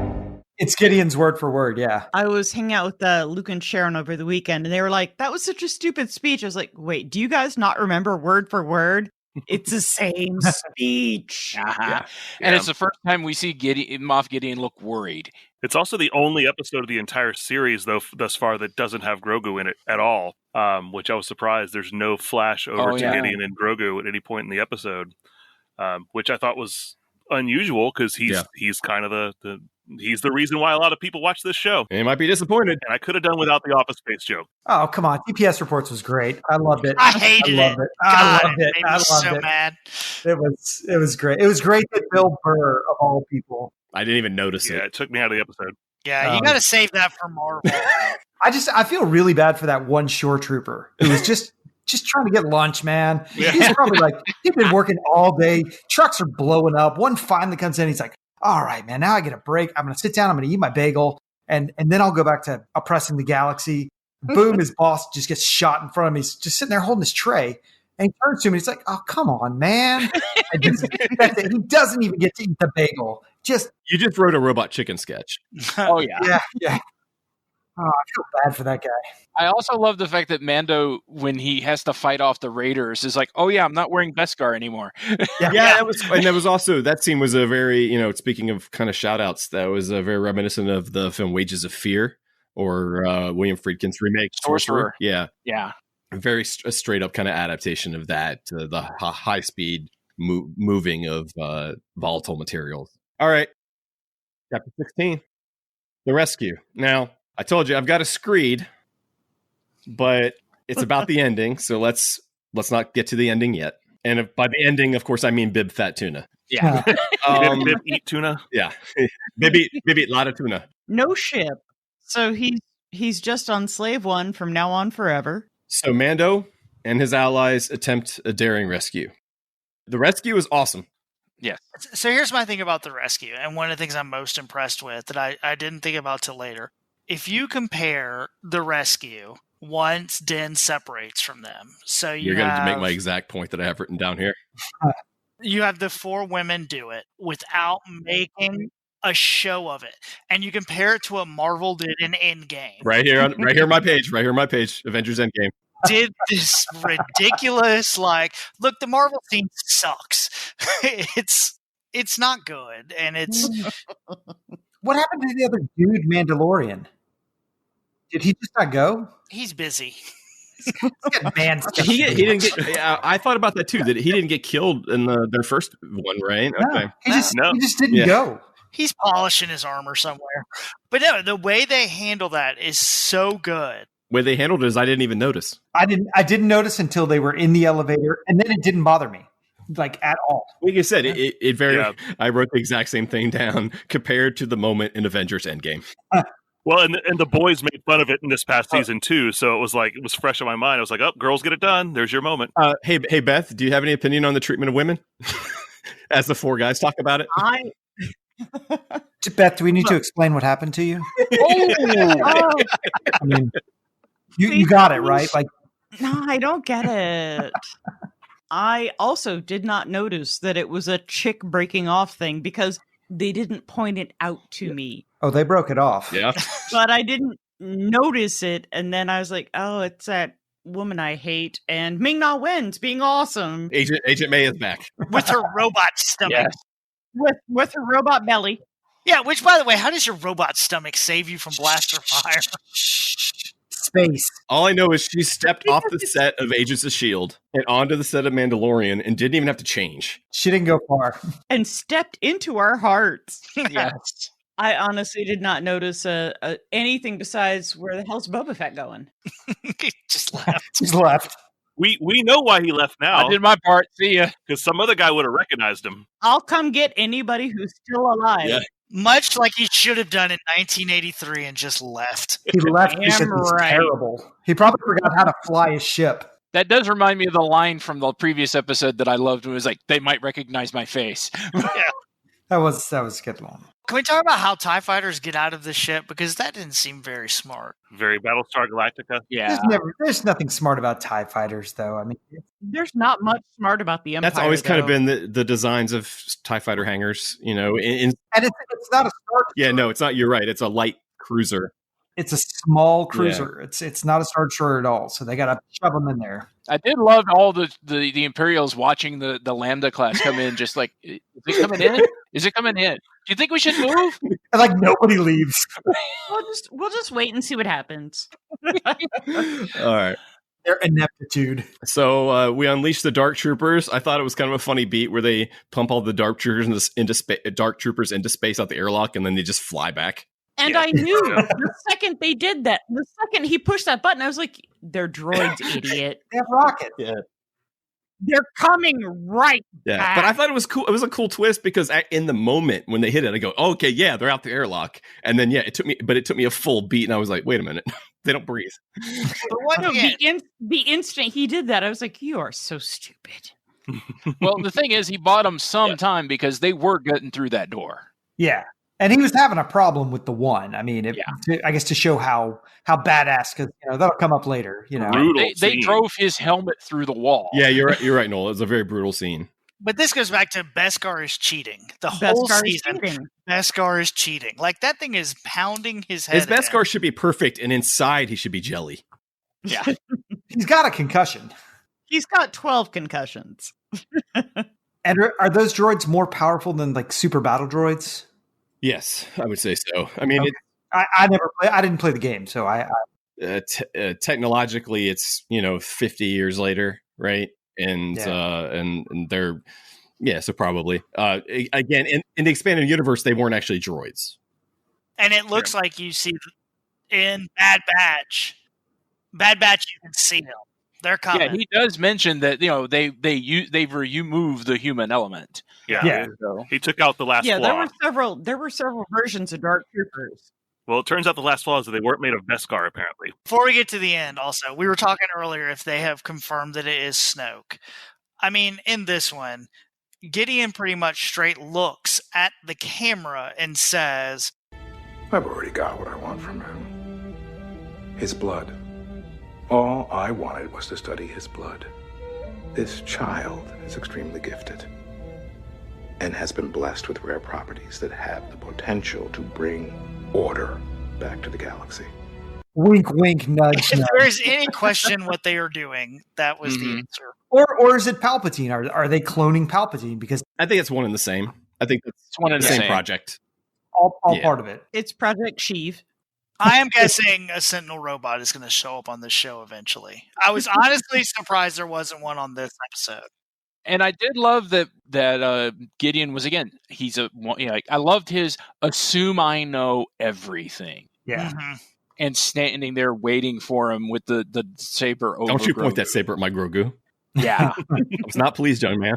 But I love that conversation between them. And it's like, I don't care. You can be you can leave. I just want the kid. And we haven't mentioned it yet, but Giancarlo Esposito continues to be one of the greatest actors in the history of television. Absolutely. Mm-hmm. Fantastic. He's the main villain on the 3 shows that I currently watch on television. So. Yeah. What's that meme article that goes around? Appearance of Giancarlo proves that the main character is now effed. He's also, Gideon is such a weasel, and I love that because that's not something we've seen out of Imperial higher ups yet. He's not the top dog either, right? He's probably working for the big guy. So then somebody comes to save him, and that was the end. Thanks for listening. Right. Thanks for listening, everybody. No, stop. I will record on my own. We got to talk about that Darksaber first. Yeah, we got to talk about that fight and then how it ends. Because I got a problem with that, because I remember that Bo-Katan got that Darksaber a completely different way before, and she went on to sit on that throne. Yeah. Well, I saw someone pointing out of maybe why Gideon is so giddy about the situation, because he may know that. He totally knows that. Oh, he totally does. Yeah, so that's why he's so rubbing it in her face there. That Ryan has an interesting theory on this. Yeah, so my theory on this is that Bo-Katan believes that the reason Mandalore fell is because she accepted it that way. That previously you could have done that, but she thinks because she didn't actually win it, that's what caused it all to fall apart. And so now they're going to have that struggle with, this is the only way I can get it back. I can see that. So here we are with yet another fall of Mandalore to be Mandalore seen. is the Korea of Star Wars. It is the most warred over piece of real estate in the entire galaxy. We saw Mandalore fall in the very last season of the Clone Wars, but Mandalore's going to get beat down worse again, I guess? It's going to come up. It's already beat down. No, but I mean, it's going to get beat down more, because otherwise, how does Moff Gideon get the Darksaber? The Purge, yeah. Yeah, we haven't seen the actual Purge yet. We were led to believe we saw a Purge. We've seen the Siege. We haven't seen the Purge. We've seen the Siege. We haven't seen the Purge. Yeah, you got to keep Sieges and your Purges straight. There's the Civil War, then the Siege, then the Purge. Everyone's going to get a chance to say something about the end, I promise. Okay? All right. So we get to the end of the movie, and we all know, or the end of the show, what movie, whatever, and someone arrives to rescue them, and that someone is Luke Skywalker. Okay, so I went through two experiences at this ending. One, the moment the X-Wing swings in, I jumped out of my seat when the X-Wing landed, and immediately I wrote Luke's first line, right? I wrote in my head what I thought Luke should say. In the scene where he's Vadering his way through the corridor and destroying everything, and it's awesome, it just became a fact to me that this is what he was going to say, right? Which is preposterous because I didn't write it. The door opens, and when he didn't say, I'm Luke Skywalker, I'm here to rescue you, I was upset. That's exactly what I thought he was going to say. I was so mad because I was like so convinced that was the only thing he could possibly say when that door opens. So that to me, that moment is fantastic. We talked about it. He's the one I wanted to show up. I didn't think they would for logistical reasons, but he was the one I wanted to show up because it makes a lot of sense. But then they leave. Very moving moment with the helmet. They leave. The doors close. I'm elated. And then the next minute I have a revelation that makes me very, very sad. And it occurred to me the sequel trilogy was a mistake. I'm not talking about the quality of the films. I'm not going to argue the quality of the films. I do not want to get into it with Ryan about Last Jedi. One day we will. I enjoy all the Disney films to one extent or another. We've talked about this, Ryan, on this show, that what they wanted, they were so afraid of the prequels when they made A Force Awakens that they wanted to bring people in. Now, mind you, Revenge of the Sith was the highest grossing Star Wars film ever before Force Awakens. So it's not like people had stopped going to Star Wars movies. They just weren't making any more Star Wars movies. But either way, they want to bring people back. What did they want, Ryan? Rebels and Imperials, right? Yeah. TIE fighters versus X-Wings. Sith versus Jedi. Even walkers versus speeders. Stormtroopers. They wanted that imagery because they were getting the original gang back together, and they wanted that imagery. That means you need an empire and you need a rebellion. So then they backtrack and they reverse engineer to get from Return of the Jedi to this moment. And in doing so, they destroy everything our heroes fought for, won, and built. Everything. In order for them to get the empire that they want, our characters from the original trilogy have to fail. Their mission has to fail. Their lives have to fail. And these people, JJ and Ryan Johnson and everyone else making these movies, they say that the original movies are their Bible, but they make them all into losers, except for maybe Leia, who is just doomed to wage war until she dies. Imagine, if you will, quickly, if instead you had come into a world where the New Republic was thriving and it was prosperous, and our characters had, what's the George Washington's favorite Bible quote? I'm going to actually make a Bible quote, Micah 4:4. But they shall sit every man under his own vine and under his fig tree, and none shall make them afraid, right? That's Washington used to talk about. It's in Hamilton. That's why I know it. But it was Washington used to refer to that, talking about, when the wars were over, when his presidency was over, he just wanted to go home and enjoy his life and sit under his own tree. I want that for Han and Luke and Leia. I want them to have some success. Star Wars is, to me, the one thing, whenever somebody says this doesn't feel like Star Wars, this doesn't feel like Star Wars, to me, that's all bullshit. But the one element that I cannot live without in Star Wars is hope. I said, of the 5 Disney movies, the ones that I like the best are Solo and Rogue One.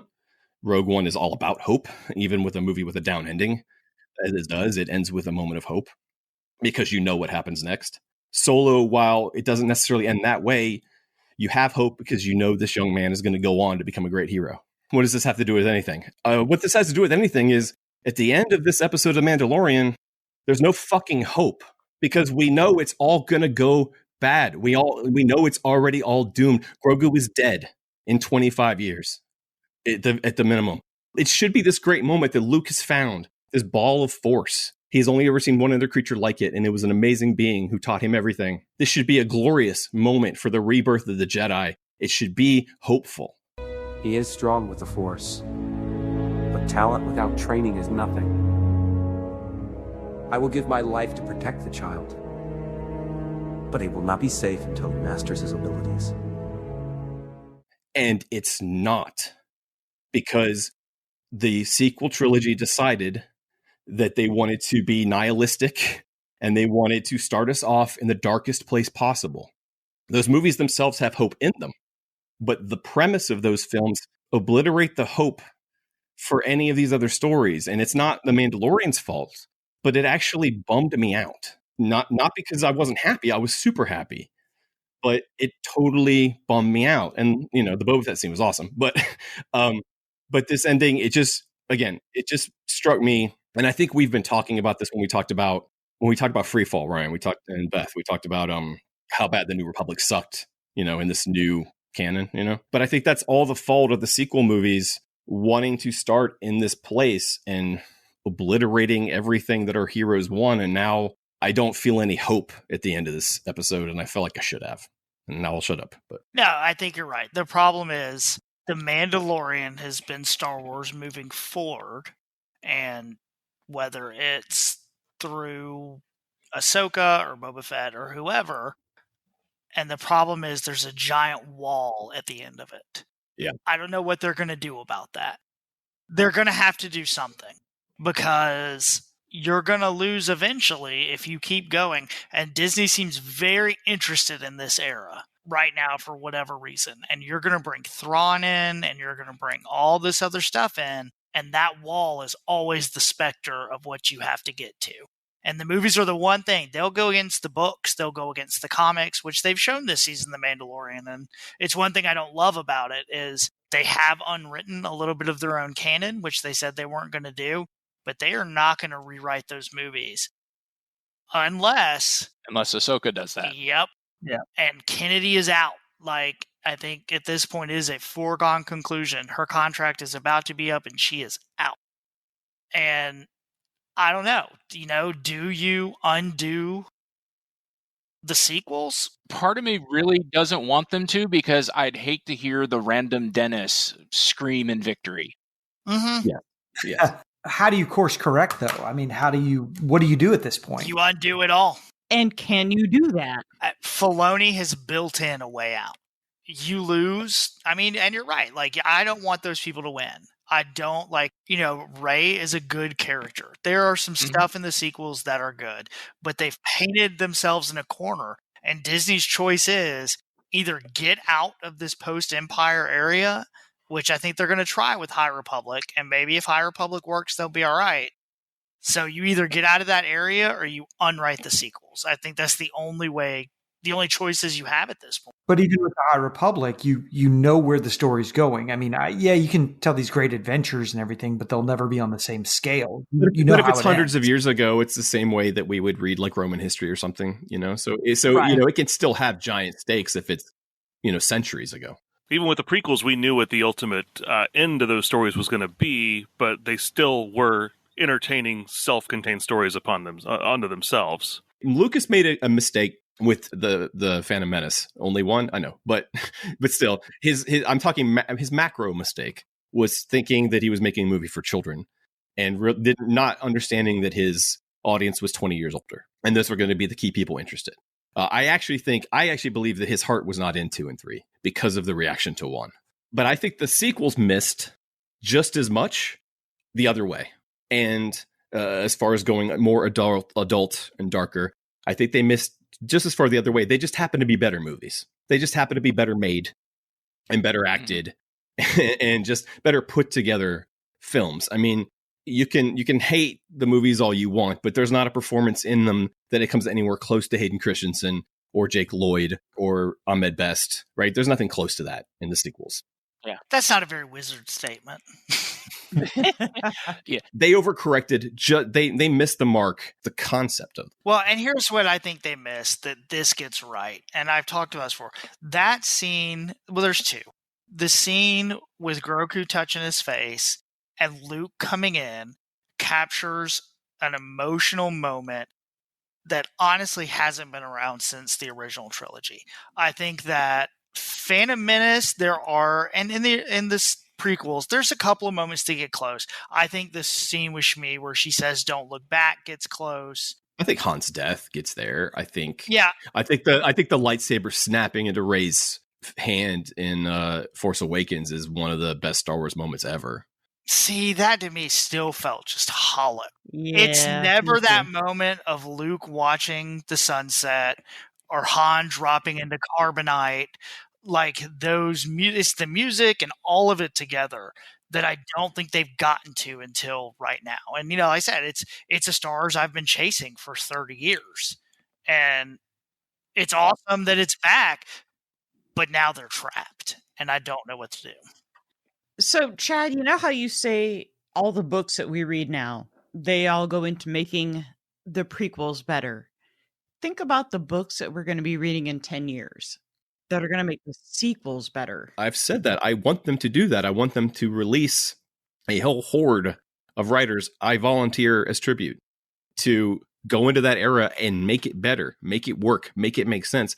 One of the reasons why going from Return of the Jedi to Force Awakens is like going from Aliens to Alien 3.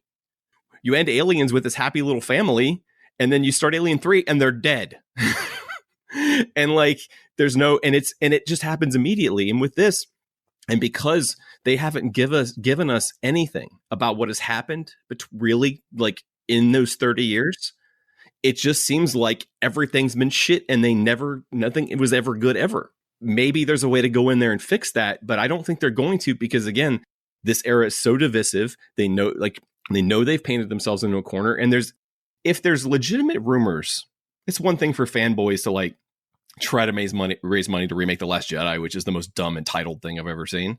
But if we've heard legitimate rumors that they've considered this, that's insane on its own, whether they do it or not. Yeah. Yeah, because they got to do something, because I know I have a few casual Star Wars fans who love The Mandalorian. And after that last episode, I had at least 4 of them texting me going, does this mean Grogu dies? I mean, unless the next season, unless the next season is like, okay, and I'm going to get my kid, never mind. Forget the hell with this training stuff. I will say they have encountered this one time before, though, which is Ahsoka Tano. Yeah. Ahsoka Tano was the exact same way, right? When Ahsoka Tano was introduced, we all thought, well, she's going to die. Yeah. They did manage to find a way out of that. I still find it a little iffy. Why aren't Luke and Ahsoka teaming up and going and find Cal Kestis? They all know people that know each other. I don't know why there's not already a strike force of Jedi, like, right in this moment. Well, that kind of ties into me. I'm like one of the few people I know who was actually disappointed that it was Luke. I wanted it to be anybody but. I wanted Cal Kestis. I wanted Kyle Katarn. I wanted somebody we'd never seen before. I thought Ezra would be a good in that spot. But Ezra would have been great. I understand, and I see all the people who are just, oh, it's so great to see heroic Luke Skywalker again, and God bless you, go with God. But and that was an awesome scene to watch him break bad on all those Dark Troopers. But I really just could we do Luke? It could have been Ahsoka saying, you know what, I give up, I am a Jedi. But she also, at some point in that episode she was in, should have said, I am no Jedi. Yeah. Harkening back to the Clone Wars and admitting she isn't a Jedi, but then giving up and going, you know what? All right, damn it, I am a Jedi. She'll never call herself a Jedi again. I know. She won't, but... Neither will Rey, by the way. That's my guess, but go ahead. It would have made it sense for her to show up and say, you know what? Okay, I do have to take this on. More so than Luke, where we know there is no real future there, because we don't know Ahsoka's future. Ahsoka's future isn't written. Luke's future's written. It's done. Ahsoka's is not a done deal. And so Grogu could have a future with Ahsoka. Well, but we have seen, and this is one of those things, who knows if they'll keep to it. Grogu is not at the Jedi Academy. Like, we've seen it in the comics. We know who's there when Ben goes nutso. Grogu's not there. So he's not going to go down with them. They're going to take him out somehow. I imagine, Mando's going to go pick him up one day and be like, all right, enough of this. It just feels to me like, I said I was happy that it was Luke, but because I want that continuity, because I do want the idea of him out there trying to reassemble the Jedi. And that's important to me. And again, I loved every single second of it until I was in the credits. And then I thought about it and I got this nihilistic, depressed feeling about it because of how they have, as Ryan said, they've painted themselves into this. They've put up this wall, that hope cannot penetrate if they stick with it. And by the way, Ahsoka's dead too in Rise of Skywalker. Her ghost talks to Rey. Like, she's dead by then. I thought Filoni said that she was not necessarily dead. She's dead. Because where is she? Why isn't she helping? Why isn't she part of this? The galaxy is on the line. Where was she in Empire? Right. That's exactly. Well, no, and that's the problem with every single Jedi that is not in the original movies. If you really think about it, you could get Obi-Wan and Ahsoka Tano, and we think what's his name still alive, right, Ryan? Voss is still alive. Yeah, Quinlan Voss is still alive. Yoda's still out there. The four of them can't take on Palpatine. Well, but I wonder, and again, this goes back to the comics. We've recently had where Luke is going to get a new saber, and we meet a Padawan that's been hiding, and she kind of says, like, I tried this, and Inquisitors came after me, and Vader came at me. Every time I poked my head out, I'm done. I get it, but I would say that, Ahsoka Tano is more powerful than some Padawan. That's true. Ahsoka Tano took out, 3 Inquisitors in Rebels? Every single Force-sensitive person in the galaxy can't be out there, like, talking to Rey, being a Force ghost, whatever they're doing. That every single person who is Force-sensitive can't be out there, like... Talking about Force-sensitive, I'm not talking about the little kid with the broom in Last Jedi. I'm talking about trained warriors that... stand for the right things, Is Cal Kestis in The Last Jedi? This is just part of Star Wars. This is just the paradox in Star Wars, and that's just in order for us to get these stories that we like, which is Clone Wars and Rebels and stuff like that. We just have to kind of ignore this. But it just the darkness that they've set up ahead just makes this stuff joyless. And I would love a book about young Ben Solo, but it's just going to be. There's not going to be any fun in it, even if it's fun. It's just so much easier for me at this point to ignore stuff that happens in the movies, to go for the stuff in the books and the stuff in the video games and the stuff in the TV shows. I would just much rather put my time and energy and emotion into that. Well, I think it's an opportunity, too, that they should be able to take advantage of, where the galaxy is enormous. And there's an empire that's controlling most of the galaxy, but there's probably other empires out there in other parts of the galaxy that are just not in the forefront to the stories we've seen thus far. And there's no reason why you couldn't have Ahsoka and Grogu and other characters that don't show up in these main saga stories be doing things elsewhere, and they just don't have the ability to get back and work with our heroes that we know right now. Would you say there's some other empires that are ascending? I agree. So Pete, you didn't like the Luke thing? Because everyone I know that is not a hardcore loved it, and I did too. I thought it was great. We had Ahsoka. I thought Luke was great. Luke ties a lot of stuff together from the Clone Wars, the Rebels, all that, into the actual original trilogy. Yeah. I thought it was awesome. I was screaming in bed when I watched it. The X-Wing pulled up. It was only Luke. He comes in, he kicks ass with, no problem. It shows how powerful he's gotten, that he's not, getting zapped by that practice ball anymore. He comes through and wrecks these troopers with like nothing. Looks like his dad. Yeah, he looks like a badass. He walks in, barely says anything, and then bounces. And R2 makes an appearance. Why he had to get out of the ship, I have no idea. And it was worth it. It was great to have him pop out. And his interaction with Grogu was perfect. Yep. Mm-hmm. Almost like they recognized each other or maybe knew each other. I don't know. I mean, R2 is apparently around for everything and remembers everything, so who the hell knows? I mean, R2, he was at the Jedi Temple. He knew people around there. That's his job. Is R2 the Wills? It was the Journal of the Wills written by R2-D2? He's the hard drive of the wills. Eventually, he's just going to like the hard drive of the wills pop out, and that's where you read it. He's the Will's thumb drive. I'm not sure though why I can go on YouTube though and find the de-aging process done with deepfakes 10 times better than Disney's been able to do it with this and with Rogue One. You've got so much money at your disposal. Yeah. You can do a better job on these Uncanny Valley faces, because I've seen it done. Like the day after that episode aired, there was a clip on YouTube where someone had done a perfect deepfake. Sure. He's holding a puppet, man. I don't believe in any of it. The people they could afford that would also sign the NDAs, because apparently this was the plan a year ago, was for it to be Luke here. So the other option, the rumor going around was that, what's his name? Sebastian Stan was going to be Luke. So would you have preferred that or CGI face Luke? No. CGI face Luke wasn't perfect, but it was better than bringing in somebody else. It didn't bother me at all one bit. This is going to be the only time we see him. Yeah, this is a one and done. If they had cast Sebastian Stan, then that's another spinoff. Yeah. As much as I hate a lot of what they did with the extended editions, back in whenever. Mm-hmm. With this stuff with Tarkin and Leia and Rogue One, and now this, 10 years down the road, just go back in and fix it. Well, they've already wiped out the stage Mandalorian, so. Yeah. That was my cosplay for next year at DragonCon. So many of those. And it would be even better if they went back through all the prequels and just put Plo Koon just kind of walking through the back. Plo Koon's in the original trilogy. What's Plo doing there? We'll find out later. Dead, Ryan, he's dead. He's not dead. That is a fact. It's not a fact. That is Imperial propaganda. Well, we have to talk about the stinger.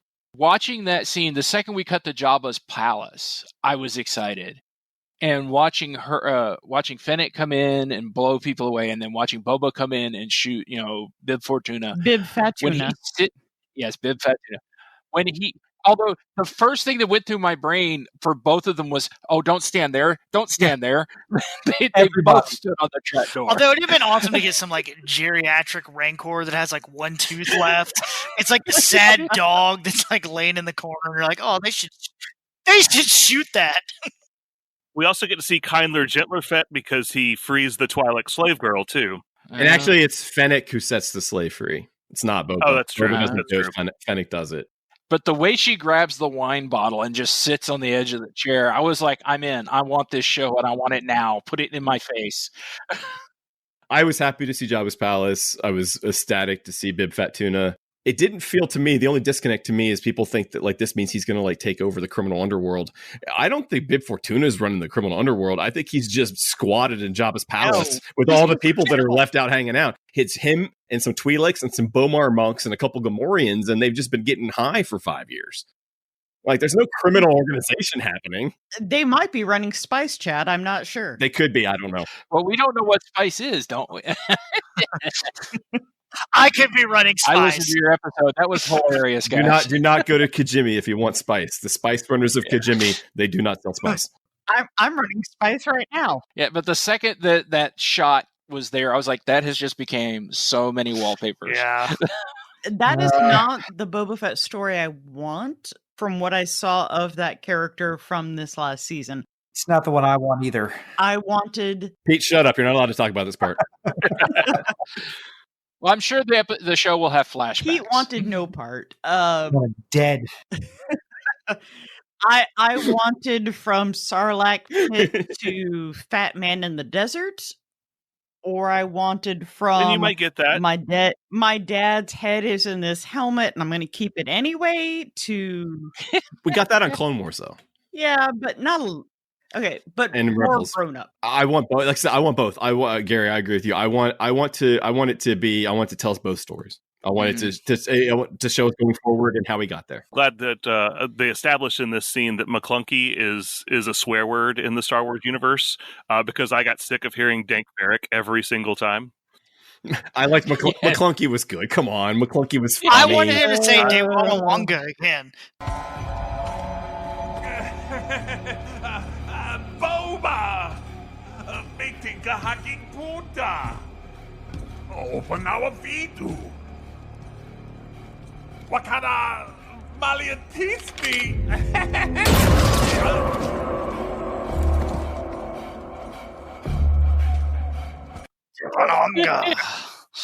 I thought it was a nice, fun treat at the end. And then it was funny because, we didn't expect them to drop we thought they would drop a Boba Fett show in their, giant onslaught of things, and they didn't. And so because they wanted to drop it then, because they wanted to surprise everybody. This show has been masterful at keeping things secret that they want to keep secret. Well, you'll never work again if you reveal the secret. Yeah, just ask Prowse. So what I'd like to do is, to wrap it up, is kind of go around the horn and everybody kind of say, just give me an idea. What was your overall impression of the season, and what maybe do you think what do you think the finale told us that we're going to see in season 3? Start with Gary. I overall loved it. The fetch quests, like everybody, got a little tiresome at times, but I think it got us where we needed to be.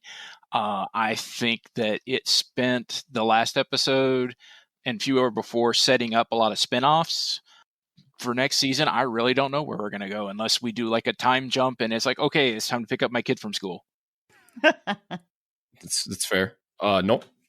I overall love the series or the season. I did like the first season because it was a little bit of a smaller story, I think I preferred that. But we're building on to so many great things on this one, despite going back to the well on familiar characters one too many times, and like you said, too many fetch quests. Overall, when I'm looking back and reviewing every episode, there's a couple that were, a little lesser, but overall, the ones that were strong were really strong. I think that there's at least 4 episodes this season that I think are better than anything from season 1. Pete, how do you compare this to season 1? Thought it was better. I loved it. I love the fetch quests. I thought the season as a whole was a great way to move the story forward and set up 101 different things. I think it was great. Compared to the first season overall, I don't know. I think they balance out just because season 1 was so much setup, but I feel like with the next season, Din Djarin's kind of set with Bo-Katan and the other Mandalorians. He's going to have to go with them. He's taken off his helmet. He can't go back to the Watch because he can't answer their questions and say, this is the way anymore. So I think he's kind of thrown his helmet into the ring of Bo-Katan going back to Mandalore. And I am looking forward to it. Ryan. I really enjoyed this season. Like we said earlier, I think you could see Filoni was kind of let off his leash a little more. I think they're going to have to be careful with that as far as bringing stuff in, introducing it, and then moving on really fast rather than really letting story take the forefront. I think next season we are going to get a whole lot of Mandalore. I think that's what the dive in is going to be. We're going to see not only kind of how and what happened to Mandalore, but where it's going, and Bo and him are going to kind of have that back and forth. But I really enjoyed it. I think what's going to be interesting to see is as these 3 other shows kind of tail into it, we know Thrawn is going to come back, and like we said, they're going to have to be real careful. that too much doesn't happen in this time before the sequels does, or it's just not going to be believable anymore that all this stuff happened that we've never heard about before. I've since the first season, I've had a complex relationship with the show.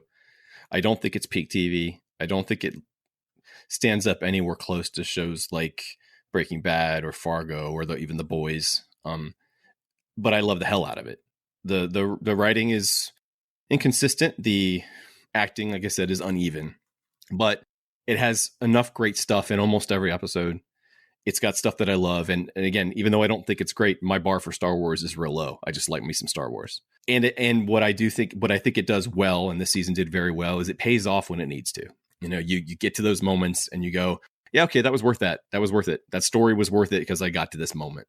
And I think it does it really well. And I think we can want it to be Cal Kestis, or we can want it to be Quinlan Vos, or we can want it to be Ezra, but so many people are watching this show. It's not just us. It's not just people that watch cartoons. This is a mainstream show. It was nominated for like multiple Emmys.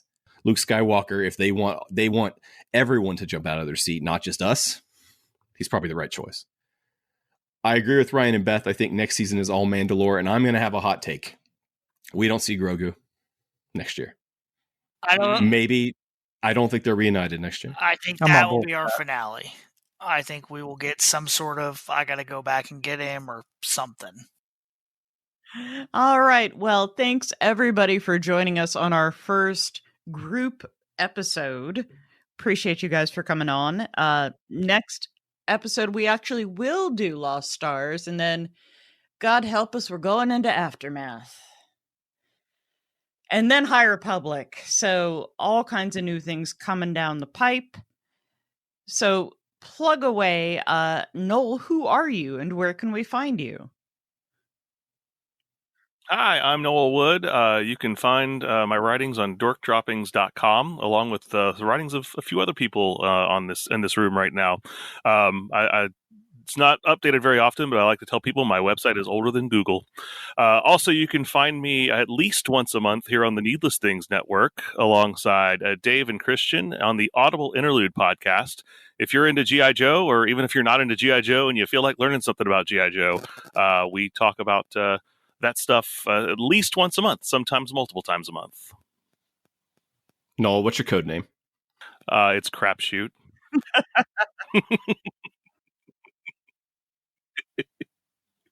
Codename Crapshoot. Hey, look, I had to come up with it on the fly. It's not a very good one. Okay. I'm not making fun of you. I just think it's cute. I think it's great. Did you say it was cute? All right, Pete, what about you? Who are you and where can we find you? Well, during non-COVID times, I host trivia in downtown Atlanta, The Vortex. You can find me on Instagram at LebowskiATL. And coming this January, me and my partner Keith are hosting our own podcast called The Clown is Down. So we'll be launching that. Is it about soon. The Simpsons? It's about movies, music, TV, pop culture, and whatever happens to be on our minds from week to week. And all manners of pop culture dorkery? Because we've already got that covered. Look, no offense. I'll listen to anything Keith Cooper has to say. I was going to ask if it was your life partner, Keith, or Keith Cooper. I believe my life partner's on this podcast. Keith is just one of my oldest friends. And Gary Mitchell is a guy who does things too. Gary, where can we find you? Indeed. You can find me as co-director of the American Sci-Fi Classics track at DragonCon. We can find our group on Facebook as group/American Sci-Fi Classics. We are also have been doing ever since pretty much this lockdown happened. We do a weekly quarantine panel, which we broadcast live on the YouTube. People on this show have been on it. Everyone who hasn't is invited to be on it. And this Thursday, we're going to be talking about weird Christmas specials. Yep, every Thursday, 9 p.m. live, or watch us on our YouTube channel later if you have a life or something. I just did my first full episode, and it was a lot of fun. It was a lot of fun. I just realized that I've never pitched the Muppet podcast on here, and while I'm sure there's not a ton of people, but still, I have a Muppet podcast. Actually, it's a podcast about Jim Henson called A Fiend of Lunatic Daring. You can find us at lunaticdaring.com or at lunaticdaring on Twitter. It's the only time I'm going to do it. It just occurred to me that I have another podcast and I've never once mentioned it on here. And it's awesome. Oh, appreciate it. Thank you. Pretty sure there's a crossover. There will be a crossover in season 4. Nice. When Luke Skywalker and R2-D2 and 3PO visit the Muppet Show. All right. Well, thank you, everybody, for joining us tonight, and we will talk to you all very, very soon. It's almost aftermath time.